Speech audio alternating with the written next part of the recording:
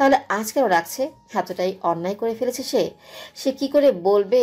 কবুল বলতে কত কষ্ট হয়েছে তার। কাজে যখন কবুল বলতে বললো তখন সুরা বলতে পারে না, বুক কেঁপে ওঠে, ঠোঁট কাঁপে।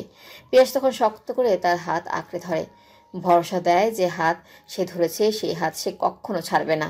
সুরা মিজানুর শিকদারের কাছে ছুটে যায়, বাবার পায়ের কাছে বসে মাথা রাখে বাবার কোলে, ফোপাতে ফোপাতে বলে, আমি বুঝতে পারিনি আব্বাজান, আপনাদেরকে এত আঘাত দিয়ে ফেলবো আমি। আমাকে ক্ষমা করে দিন, আমাকে পর করে দেবেন না, আমি মরে যাব আপনাদেরকে ছাড়া। মেয়ের মুখে মরার কথা শুনে বাবার মন কেঁপে ওঠে। মিজানুর শিকদার মেয়ের মাথায় হাত রেখে আলতো স্বরে আওড়ালেন, তুমি আমার মেয়ে সুরা, সবসময় এটাই মনে রাখবে।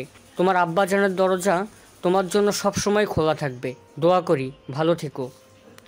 আব্বাজান, আমাকে আম্মাজান বলে ডাকবেন না? মিজানুর শিকদার মেয়ের কথার কোনো প্রত্যুত্তর করেন না, বেরিয়ে যায় তালুকদার বাড়ি থেকে। সুরা ভাইয়ের দিকে তাকালো। নুহাস এগিয়ে আসে, সুরার মাথায় হাত রাখলে সুরা ছলছল চোখে তাকায় ভাইয়ের দিকে। নুহাস বলে, ভালো থাকিস। যে জীবন তুই বেছে নিয়েছিস সে জীবন তোর সুখের হোক। আর দাঁড়ায় না কেউ। সুরা ছলছল চোখে সদর দরজার দিকে তাকিয়ে থাকে। পিয়াস এগিয়ে গিয়ে মেঝে থেকে সুরাকে তোলে।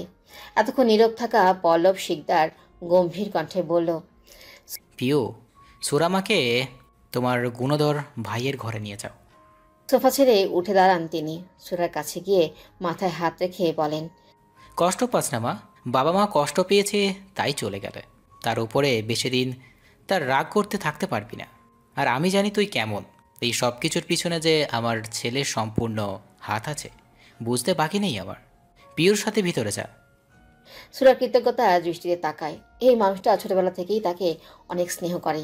সে ভেবেছিল সবাই হয়তো তাদের থেকে মুখ ফিরিয়ে নেবে, কিন্তু সেটা হয়নি। প্রিয় সুরাকে নিয়ে যায়। আঞ্জুমান বেগম কিছু বলতে চাইলে পল্লব তালুকদার ভরাট কণ্ঠে বলে, সুরা এই বাড়ির ছোট্ট বউ, মেনে নাও সবাই। আর যারা মানতে পারবে না আমি মনে করি তাদের এই বিষয়ে মাথা না ঘামালেও চলবে। পিয়াস বাবার প্রতি কৃতজ্ঞ। কে মানলো কে মানলো না তার যায় আসে না এতে।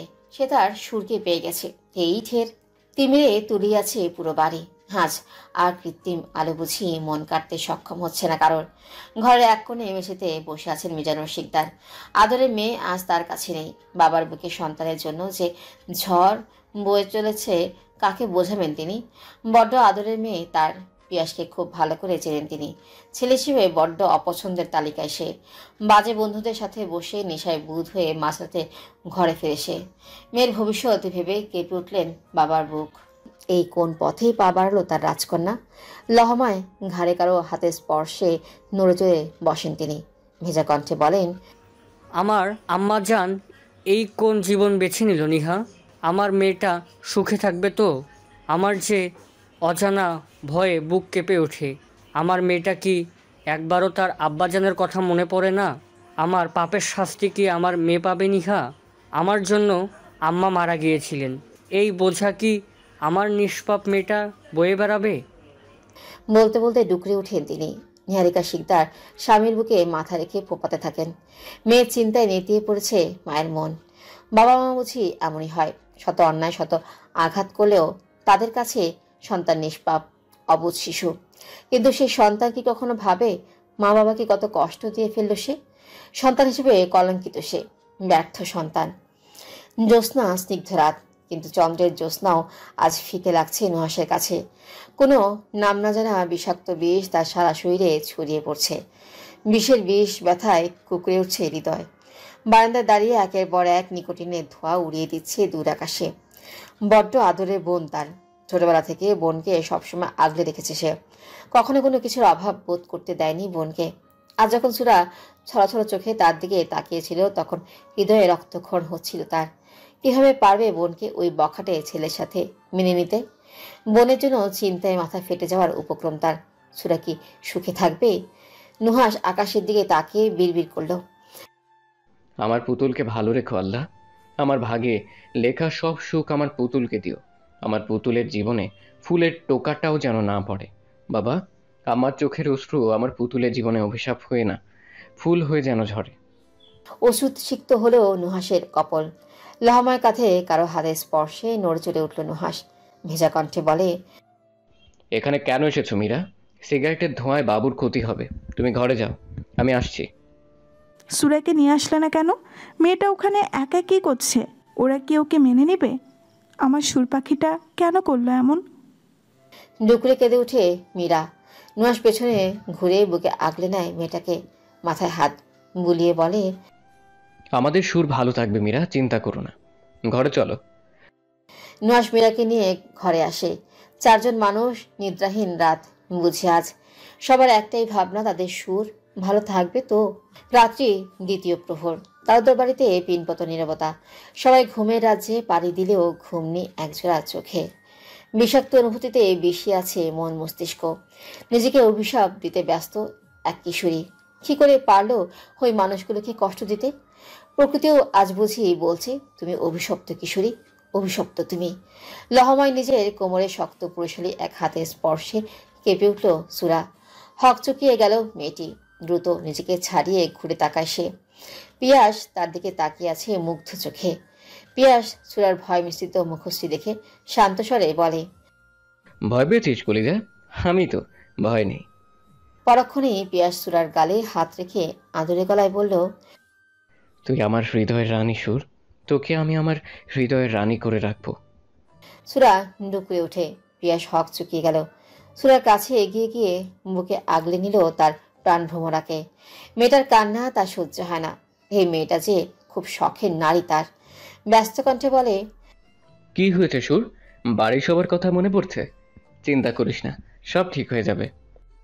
আমি সবাইকে কষ্ট দিয়ে ফেললাম পিয়াস ভাই। ওরা কি আমাকে ক্ষমা করবে?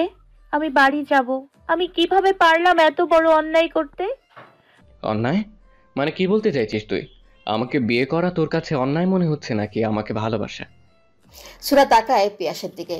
ভেজা কণ্ঠে বলে, আমাকে দয়া করে ভুল বুঝবেন না পিয়াস ভাই।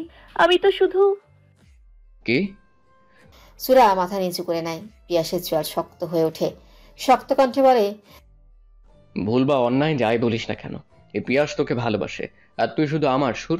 তুই আমাকে ভালোবাসিস বা না বাসিস, এটা মনে রাখবি, তুই শুধু আমার। সুরাকে আর কিছু বলার সুযোগ দেয় না পিয়াস। কোলে তুলে নেয় সুরাকে। সুরা পূর্ণ দৃষ্টিতে তাকায় পিয়াসের দিকে। এই মানুষটাকে সে ভালোবাসে কিনা জানে না, কিন্তু মানুষটার সান্নিধ্যেও তার ভালো লাগে। এই মানুষটাকে একবার দেখার জন্য মন ছটফট করে। তার হৃদয়াসিক্ত অনুভূতির জোয়ারে ভাসতে তার ভালো লাগে। এই সবই কি ভালোবাসা? তাহলে ভালোবাসে সে? ভালোবাসে পিয়াসকে, কিন্তু মনে পুরুষ কি তার মনের খবর রাখে? কই, তার মন তো বুঝলো না। প্রকৃতি হয়তো এক কিশোরীর মায়ের বলে উঠল, অবুঝ কিশোরী, ভালো লাগা আর ভালোবাসার গভীরতা তুমি বুঝতে পারলে না। বুঝলে হয়তো আবেগে ভেসে যেতে না। সময় বহমান নদীর স্রোতের মতো, কখনো কারোর জন্য অপেক্ষা করে না। অপেক্ষা যে বড্ড পোড়ায়, তাই হয়তো অপেক্ষা করতে নারাজ সে। তাওদের বাড়ির ছাদের এক করে দাঁড়িয়ে আছে সুরা। সুরার বিয়ের আজ 4 মাস পেরিয়েছে। অনেক কিছুই পাল্টে গেছে এই 4 মাসে। সুরার বাড়ির সবাই মেনে নিয়েছে তাদের একমাত্র মেয়েকে দূরে সরিয়ে দিতে পারেনি তারা। সব ঠিক থাকলেও সুরা ঠিক নেই। মেডিকেল ভর্তি পরীক্ষা দিয়েছিল সে আর প্রিয়া। প্রিয়া চান্স পেলেও সুরা চান্স পায়নি। আঞ্জুমান বেগম বলে দিয়েছেন বাড়ির বউদের পড়াশোনা তার পছন্দ না। এইটুকুতে বুঝেছে কিশোরী তার স্বপ্নের ডানা কাটা পড়েছে। কিশোরী বয়সে নেওয়ার সিদ্ধান্ত কখনো সঠিক, হয়তো কখনো ভুল। আর যদি একবার ভুল হয়েই যায়, তাহলে নিজের সর্বস্ব দিয়ে তার মূল্য চুকাতে হয়। দিন শেষে বড্ড একা হয়ে যায় সে। পাশে তাকিয়ে দেখে কোথাও কেউ নেই। খেলার সাথীরা আজ জীবনে কত দূর এগিয়ে গেছে, কিন্তু সেই থমকে আছে একটি ভুলের মাসুল দিতে। সবকিছু থমকে গেছে যেন তার। বিয়ের কিছুদিন পরই একদিন রাতে নেশা করে বাড়ি ফেরে পিয়াস। সুরা সেদিন অনেক কথা শুনিয়ে দেয় তাকে। সুরার রাগ দেখে উল্টো রাগ করে পিয়াস। নেশায় বুধ থাকা বৈধ স্বামী তখন কিশোরী সুরার উপর স্বামিত্ব ফলায়। সকালে যখন পিয়াসের ঘুম ভাঙে, তখন পাশে সুরার বিক্ষিপ্ত শরীর দেখে টনক নড়ে তার। সুরাকে আগলে নিয়ে অসংখ্যবার ক্ষমা চায় সে। সুরা কিছু বলে না। এটাই কি ভালোবাসা? ভালোবাসা হলে এত যন্ত্রণা কেন এতে? সেদিনের পর থেকে পিয়াস নেশা করা ছেড়ে দেয়। যে জিনিস তার সুরকে কষ্ট দেয়, সেই জিনিস তার জীবন থেকে সরিয়ে দিতে সে দ্বিতীয়বার ভাববে না। মা নামক শাশুড়ি তো উঠতে বসতে কথা শোনাতে কার্পণ্য করে না কখনো। বাবা রাজকন্যা কি এত সহজে সংসার গুছিয়ে নিতে পারে? সময় প্রয়োজন, কিন্তু তাকে সময় দিতে নারাজ তারা। সংসার জীবনে এত আঘাত পেতে হবে জানলে কি মা বাবার রাজকন্যা কখনো এই পথে পা বাড়াতো? কিন্তু স্বামীর ভালোবাসায় সব ভুলে যায় কিশোরী। স্বামী নামক ব্যক্তিটা তাকে সবসময় আগলে রাখে। আর কি চাই তার? মন খারাপ আমার বোনের? হঠাৎ পুরুষের এই ভরাট কণ্ঠে হকচকিয়ে গেল সুরা। পেছনে ফিরে দেখে অন্ত দাঁড়িয়ে আছে, পাশেই ঋতু। দুজনের মধ্যে যে কিছু একটা চলছে বেশ বুঝতে পারে সে। অন্তের কথার প্রত্যুত্তর না করে সুরা মুচকি এসে বলল, যেখানেই চোখ যায় দু কপত কপতিকে দেখতে পাই। এটা কি কোনো রোগ ঋতু আপু? ঋতু এগিয়ে আসে সুরার কাছে, কান আলতো করে মলে দিয়ে বলে, খুব পেকেছিস না পাজি একটা। খিলখিলিয়ে হেসে উঠে সুরা। অন্ত আর ঋতুও তাল মেলানো। ঋতু হাতে রাখা আইসক্রিমের একটা ছোট্ট কোন সুরার দিকে এগিয়ে দিয়ে বলে, নে ধর, খা দেখি। আমার খেতে ইচ্ছা করছে না আপু। এ কি, সূর্য আজ কোন দিক দিয়ে উঠেছে? সুরা নাকি আইসক্রিম খেতে ইচ্ছে করছে না। যে আইসক্রিম শীতকালেও খেতে ভুলে না সে নাকি আইসক্রিম খাবে না। এটা কি নাগরিকরা মেনে নেবে? তুমিও না আপু, আমি মোটেও শীতে আইসক্রিম খাই না। এসব তোমাকে অন্ত ভাই বলেছে তাই না? দাও খাচ্ছি। সুরা ঋতুর হাত থেকে একটা কোন নিয়ে খেতে শুরু করে। ঋতু আর অন্ত দাঁড়িয়ে গল্প করছে, টুকটাক কথা সুরাও বলে। এক পর্যায়ে ঋতুকে আঞ্জুমান বেগম নিচে ডাকলে সে নেমে যায়। সুরা আইসক্রিম খেয়েছে বললে ভুল হবে, মুখে মাখিয়েছে বেশি। অন্ত শব্দ করে হেসে ওঠে সুরার কাণ্ড দেখে। মেয়েটা বাচ্চাই থেকে গেল। বলে, সারা মুখে মাখিয়েছিস? তুই কি বড় হবি না সুরা, পাগলি একটা? সুরা ঠোঁট উল্টায়, বলে, কই মাখিয়েছি? আপনি মিথ্যা বলবেন না তো। আমার আইসক্রিম খাওয়া একদম ক্লিন অ্যান্ড কেয়ারের মতো সুন্দর। অন্ত আবারও হাসে। এগিয়ে এসে সুরার মুখে লেগে থাকা আইসক্রিম হাত দিয়ে মুছে দেয়। নিজের হাত সুরার সামনে ধরে বলে, এটাই তোর ক্লিন অ্যান্ড কেয়ারের মতো সুন্দর, তাই তো? সুরা ফিক করে হেসে দেয়। অন্ত গলায় শব্দ করে হাসে। এসব দেখে দূরে ছাদের দরজার কাছে দাঁড়িয়ে থাকা এক মানবের রাগে শরীরের শিরা ফুলে ফেপে ওঠে। হনহনিয়ে নেমে যায় ছাদ থেকে। অন্ধকারে তলিয়ে আছে ঘর, দরজা জানালা বন্ধ। দেখে মনে হবে গভীর রাতের অন্ধকারে তলিয়ে গেছে, কিন্তু সবে তো বিকেল। দিনের বেলায় দরজা জানালা বন্ধ করার কারণ বোধগম্য হয় না সুরার। সুরা হাতড়ে হাতড়ে লাইট জ্বালায়। পিয়াস বিছানায় কপালে এক হাত রেখে শুয়ে আছে। কৃত্রিম লাইটের আলো পিয়াসের শুভ্র মুখশ্রীতে পড়লে চোখ মুখ কুচকে নেয় সে। সুরা শান্ত স্বরে বলে, দরজা জানালা সব বন্ধ করে বসে আছেন কেন? মাথা ব্যথা করছে? সুরা এগিয়ে আসে পিয়াসের কাছে। পিয়াসের মাথার কাছে বসে মাথায় হাত রাখে। পিয়াস সুরার হাত সরিয়ে দেয়। এসব এখন নাটক মনে হচ্ছে তার কাছে। সুরা হতভম্ব। হঠাৎ কি হলো বুঝতে পারছে না। বলে, কি হয়েছে পিয়াস ভাই? মাথা কি বেশি ব্যথা করছে? আমি চুল টেনে দিই একটু, দেখবেন কমে যাবে। এই ঘর থেকে এখন যা, তোকে আমার সহ্য হচ্ছে না সুরা। সুরা হতভম্ব হয়ে তাকিয়ে থাকে। তাকে সহ্য হচ্ছে না মানে? সে কোথায় যাবে তার থেকে মুখ ফিরিয়ে নিলে? কি করেছে সে? সুরা নরম স্বরে বলে, আমি কি করেছি পিয়াস ভাই? আমাকে না বললে আমি বুঝবো কিভাবে? আপনি আমার থেকে মুখ ফিরিয়ে নেবেন না দয়া করে। পিয়াস উঠে বসে। পুরুষালী শক্ত হাতে সুরার নমনীয় গাল চেপে ধরে। দাঁতে দাঁত চেপে বলল, কি করেছিস জানতে চাস? তাহলে শোন, তুই আমাকে ঠকিয়েছিস। আমি কি দিইনি তোকে সুরা? আমার হৃদয়ের রানী করে রেখেছি তোকে, আর তুই কি না আমারই বড় ভাইয়ের সাথে ঢলাঢলি করিস? এই আমি তোকে বলেছিলাম না অন্তের সাথে কথা বলবি না? বল বলেছিলাম কিনা? ঘৃণা হচ্ছে আমার তোকে। সুরা নিষ্প্রাণ চোখে তাকিয়ে আছে পিয়াসের দিকে। বলে, এসব কেন বলছেন পিয়াস ভাই? অন্তু ভাই আমার বড় ভাইয়ের মতো। সে আমাকে ছোট বোনের মতো স্নেহ করে। আমাদের ভাই বোনের সম্পর্কে কলঙ্ক দেবেন না পিয়াস ভাই। পিয়াস শব্দ করে হেসে ওঠে।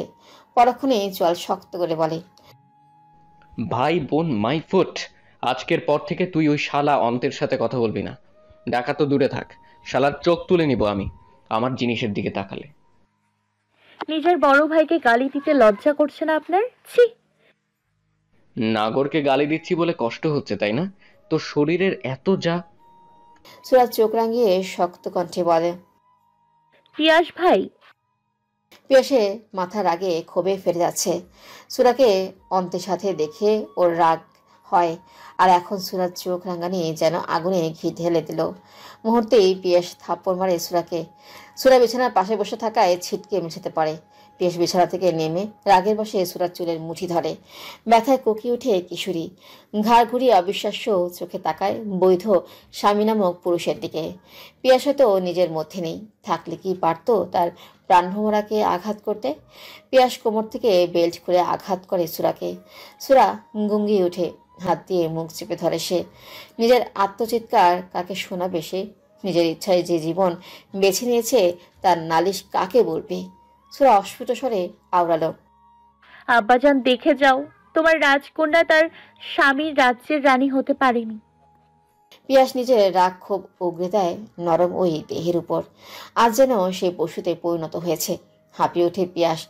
দূরে বেল্ট ছুঁড়ে ফেলে চলে যায় ঘর থেকে, আর রেখে যায় শরীরে রক্ত জমাট বাঁধা সুরাকে। সুরা গুঙ্গিয়ে উঠছে, মেঝেতে পড়ে থাকে সে। এটাই কি তাহলে ভালোবাসা? যদি এটাকেই ভালোবাসা বলে তাহলে দরকার নেই তার এই ভালোবাসার। ডুকরে ওঠে সুরা।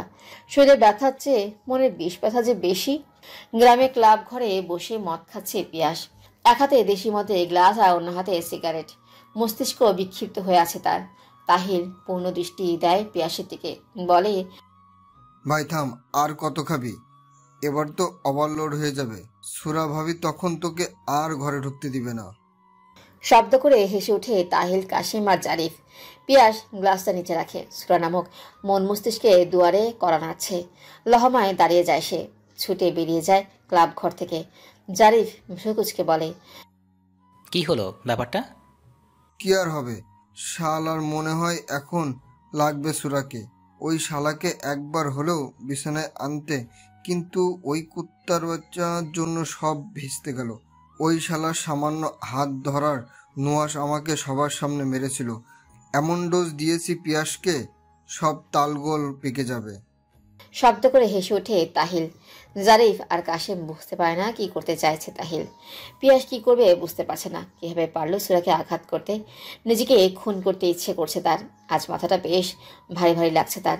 চোখে ঝাপসা দেখছে। কই, বেশি তো খায়নি আজ। পিয়াস নিজের ঘরের দিকে যেতেই একটা হাত আঁকড়ে ধরে তাকে। ঘুরে তাকায় সে। চোখের সামনে ঝাপসা কোনো নারীর অবয়ব দেখে বার কয়েক চোখের পলক ফেলে বোঝার চেষ্টা করে তার সামনে কে। মুখে হাসি ফুটে উঠল পিয়াসের। ঘোরের মধ্যে বলে, সুর, আমার সুর, সরি জান, আমাকে মাফ করে দে। আমি মারতে চাইনি তোকে। কি থেকে যে কি হয়ে। আর বলতে পারে না পিয়াস। ঠোঁটে নারীর চিকন আঙ্গুলের চাপ পড়ায় থেমে যায়। লহমায় কোলে তুলে নেয় রমণীটিকে। টলমলো পায়ে ঢুকে পড়ে সামনের এক ঘরে। বিছানায় জ্বরে কাতরাচ্ছে সুরা। কষ্ট হচ্ছে তার, খুব কষ্ট। হঠাৎ পাশের ঘরে কিছু অস্ফুট স্বরের গঙ্গারের আওয়াজ কানে আসায় ভ্রুকুচকে গেল তার। অনেক কষ্টে মাথা চেপে উঠে বসে সে। সারা শরীরের ব্যথায় কুকড়ে যায়। সুরা বিছানা ছেড়ে নেমে ঘর ছেড়ে বেরিয়ে যায়। পাশের ঘরের দিকে চোখ যেতেই থমকে যায় সে। ঘরের দরজা হালকা ফেরানো। দরজার ফাঁক দিয়ে অনাকাঙ্ক্ষিত দৃশ্য মস্তিষ্কে বিক্ষিপ্ত সংঘর্ষ শুরু করে। এটাও কি সম্ভব? লহমায় লুটিয়ে পড়ে কিশোরী। এত বড় আঘাত সহ্য করা কি এতই সহজ? জ্ঞানশূন্য হয়ে পড়ে থাকে সুরা মেঝেতে। হায়, বাবা ভাইয়ের রাজকন্যার বুঝি ঠাঁই হলো না কোথাও। নিষ্প্রাণ নির্জীব হয়ে বসে আছে সুরা। দেখে মনে হচ্ছে জীবন্ত লাশ। বাবার আদরে রাজকন্যা কখনো কি ভেবেছিল নিজের সর্বাঙ্গে কলঙ্ক লিপটে যাবে? ভাবেনি তো। কিছুক্ষণ আগে সে যখন মেঝেতে জ্ঞানহীন হয়ে পড়েছিল তখন অন্ত ছুটে আসে। অন্ত হতভম্ব হয়ে দাঁড়িয়ে থাকে। ছোট ফুলটাকে কে এইভাবে দুমড়ে মুছে দিয়েছে বুঝতে সময় ব্যয় হয় না তার। নুহাসের সাথে বাইরে আড্ডা দিতে গিয়ে রাত হয়ে যায় অনেক। এখন বাড়ি ফিরে যে এমন ঘটনার সম্মুখীন হতে হবে সে কি ভেবেছিল?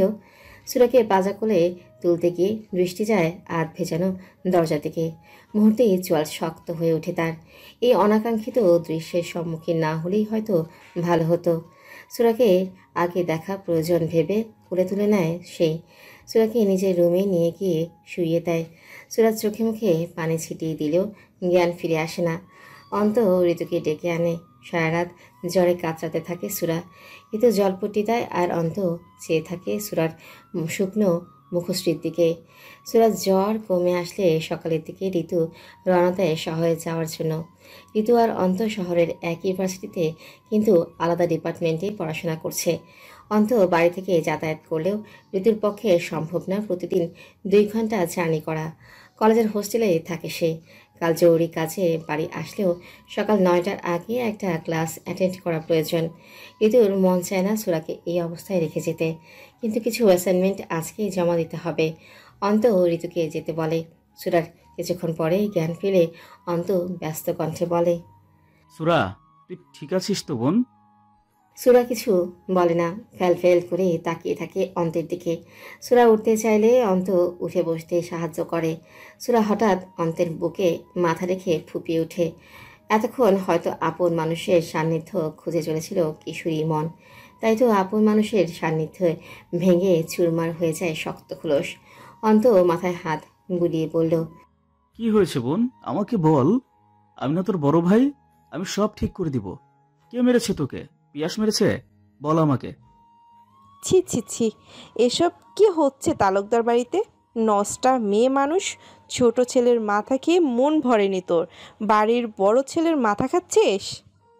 সুরা কিছু বলবে তার আগে দরজা দিয়ে ঢুকতে ঢুকতে আঞ্জুমান বেগম বলে ওঠে তিক্ত কথাগুলো।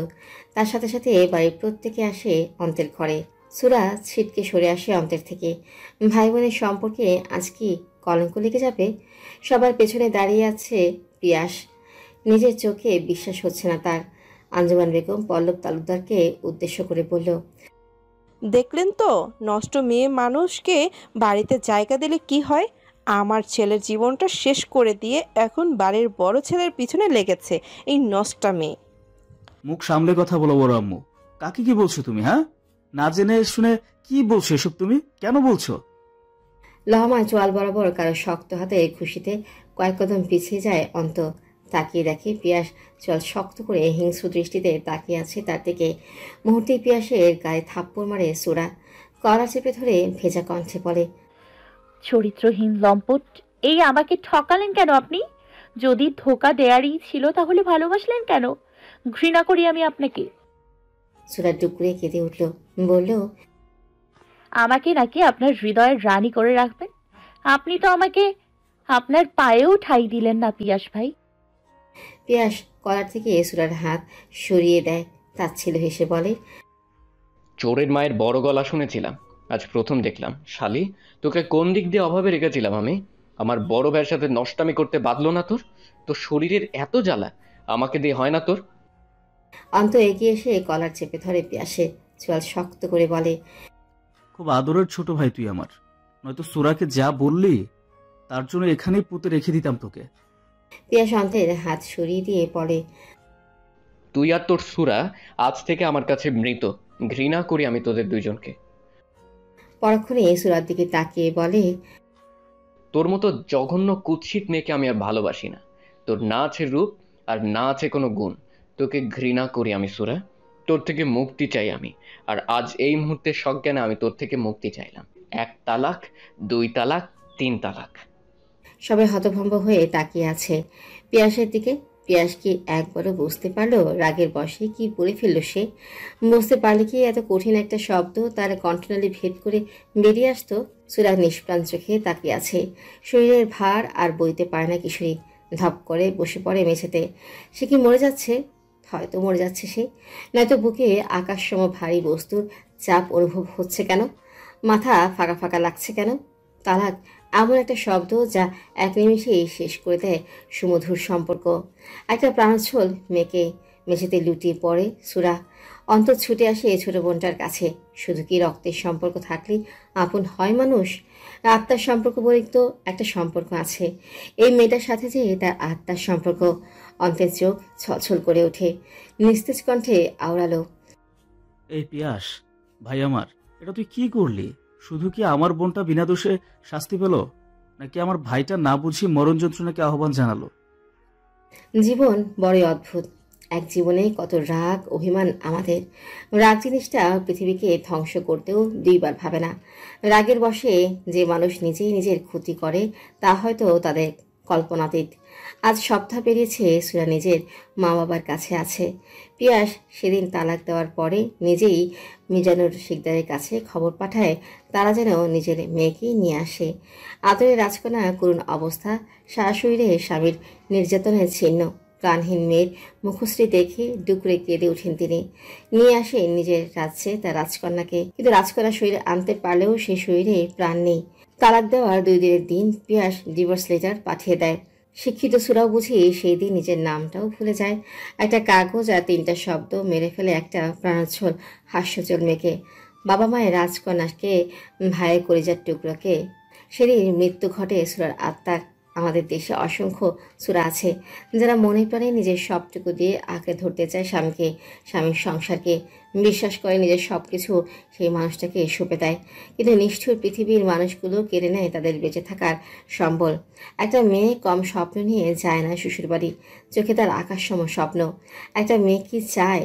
একটু স্বামী নামক ব্যক্তির ভালোবাসা। শ্বশুরবাড়ির সবার ভালোবাসা পৃথিবীতে সবচেয়ে দামি হয়তো ভালোবাসা। তাই তো বাড়ির বউদের ভালোবাসতে তাদের এত কার্পণ্যতা। একটা মেয়ে কি কখনো চায় তাকে কেউ ডিভোর্সি বলুক? বরং নিজের সব কিছু বিলিয়ে দিয়েও সে আঁকড়ে ধরতে চায় তার স্বামীকে। শত অন্যায়, শত নির্যাতন, শত অবহেলা মেনে নিয়েও সে পড়ে থাকে স্বামীর কাছে একটু ভালোবাসা পাবার আশায়। কিন্তু সেই মেয়েই কোনো বাবার রাজকন্যা, বাবার রাজ্যের একমাত্র রাজরানী সে, কিন্তু সেই রাজকন্যা স্বামীর কাছে পড়ে থাকে ভিখারিনী হয়ে। তাও বুঝি তার শূন্য আঁচল ভালোবাসা দিয়ে পূর্ণ হয় না। হায় রে মেয়ে, তোমার ভালো থাকা মন্দ থাকা তোমার শখের পুরুষের হাতে। কোনো মেয়েই চায় না স্বামীর সংসার ছাড়তে। একবার বিশ্বাস ভাঙলে কি আবার বিশ্বাস করা সম্ভব? ডিভোর্সি হওয়া পাপ বা অন্যায় না, কিন্তু এই সমাজের মানুষগুলোর কাছে হয়তো ডিভোর্সি মেয়েদের জায়গা হয় না। তাদের কটূক্তি, তিক্ত কথা, তাকে দেখার দৃষ্টি মেয়েটিকে ভাবতে বাধ্য করে সে ডিভোর্সি। আমাদের আশেপাশে অনেক ডিভোর্সি মেয়ে আছে। আমরা কি একবারও তার মনের খবর জানতে চেয়েছি কখনো? জেনে দেখো, ভেতরে ভেতরে মরে গেছে সে, শুধু বেঁচে আছে তার অর্ধগলিত শরীর। গধূলি লগ্ন, দিঘির সিঁড়িতে বসে নিষ্প্রাণ চোখে তাকিয়ে আছে সুরা পশ্চিম আকাশে। পৃথিবী কত নিষ্ঠুর, যে পৃথিবীতে নিজের আলোয় আলোকিত করে রাখে তাকে দিন শেষে ফিরে যেতে হয়। এই নিষ্ঠুর পৃথিবী তাকে ঠাঁই দেয় না। স্বার্থপর পৃথিবীর মানুষগুলোকে নিজের সর্বস্ব দেওয়ার পরেও দিন শেষে একাকিত্ব বরণ করে নিতেই হয়। তাচ্ছিল্য হাসে সুরা, সে হাসিতে প্রাণ নেই।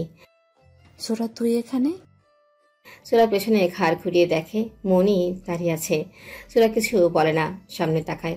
মণি হাতের হাঁড়ি পাতিলগুলো শেষ সিঁড়িতে রেখে সুরার পাশে বসে। সুরার কাঁধে হাত রেখে বলে, কি হয়েছে? মন খারাপ? ভর সন্ধ্যাবেলা এখানে বসে আছিস কেন? অন্ধকার নামলো বলে। কই, কিছু হয়নি তো। তুই কবে এসছিস? আজ দুপুরে যা হয়েছে ভুলে যা সুরা। তুই আবার আগের মতো হয়ে যা। তোকে এমন মনমরা দেখতে আমার একদম ভালো লাগে না সুরা। প্রিয়াটা থাকলে সে তোকে ঠিক হাসি খুশি রাখতো। প্রিয়া তার স্বপ্ন পূরণ করতে পারলো না, সে খুশি না। কেন জানিস?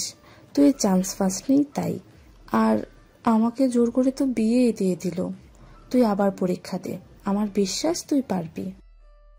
আর সম্ভব না বনি, তোদের সুরার সাথে সাথে স্বপ্নও মরে গেছে। এখন এই সুরার শরীর বেঁচে থাকলেও সে মৃত। মনি কিছু বলবে তার আগে পেছন থেকে মনির মা মতিবানু বলে উঠল, হায় হায় রে মনি, তোর কি কাণ্ডজ্ঞান হইব না কোনোদিন? তাল কেনা মাইয়ার লাগে বইয়ে আসস কে? ওট ওট কইতাছি।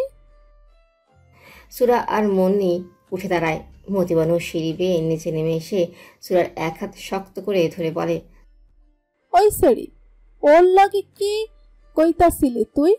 আমার মাইয়াটা নতুন বিয়াতা, ঘর কেমনে ভাঙল লাগে হেডাই কইতাছিলি?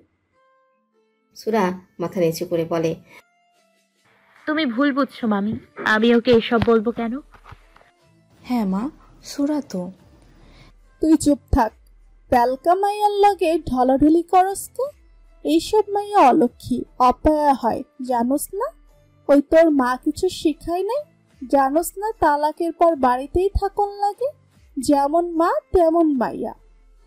সুরা রাগান্বিত চোখে তাকায় মতিবানুর দিকে, শক্ত কণ্ঠে বলে, আমাকে যা বলার বলো মামি, আমার মাকে কিছু বলবে না। ওই তুই কারে চোখ দেখাস? তালা খাওয়া মাইয়া তুই, মুখে কালি লাগাইছস, তাও তোর তেজ কমে নাই? নিজের ইচ্ছাই তো পলায়ে গেছিলি। ভালো মাইয়া হইলে কি এসব করতি? ভাসুরের লাগেও নাকি নষ্টামি করছস? নষ্টা মেয়ে মানুষ, তোরে তো আমি। মতিবানও নিচে বসে সিঁড়িতে থাকা পাতিলের তলায় কালি হাতে মেখে নেয়। দাঁড়িয়ে সুরার মুখে কালি লেপটে দেয়। মনি হাত দিয়ে মুখ চেপে ধরে। সুরা চকিতে তাকায়। সে ভাবেনি তিনি এমনটা করবেন। সুরা ফুঁপে ওঠে, দৌড়ে চলে যায় বাড়ির দিকে। কলঙ্কিনী সেই, এই মুখ আর দেখাবে না কাউকে।